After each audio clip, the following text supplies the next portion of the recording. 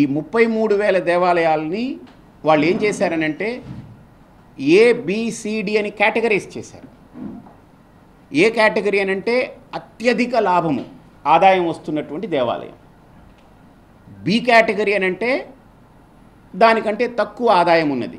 C category అనంటే నామమాత్రంగా, అంటే దానికి అది నడిచిపోగలిగేది.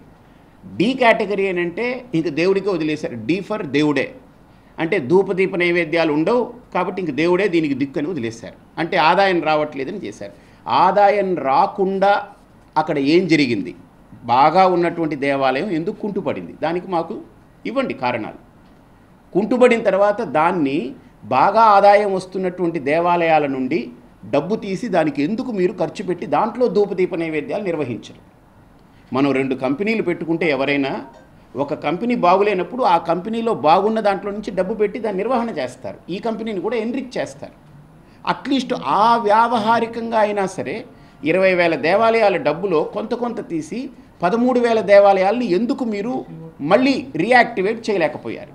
ఇప్పుడు ఇంకా ఎన్నో దేవాలయాలు ఆ 13,000 దేవాలయాల జాబితాలో చేరడానికి సిద్ధమవుతూ తయారవుతున్నాయి. ఇలా వీళ్ళ చేతుల్లో ఉంటే ఇది ప్రశ్నార్థకం కాదా? ఈ 20,000 దేవాలయాలు కూడా సంవత్సరానికి 10% చొప్పునో 5% చొప్పునో ఇవి కూడా ధూపదీప నైవేద్యాలకి నోచుకొని కరువు పట్టినటువంటి దేవాలయాలుగా మారవనేటువంటి దానికి ఏమిటి ఇక్కడ ప్రమాణం? దీనికి ప్రభుత్వం ఖచ్చితంగా మాకు దానికి ఆన్సర్ ఇవ్వాలి, సమాధానం చెప్పి తీరాలి. ఇది డిమాండ్ చేస్తున్నాం.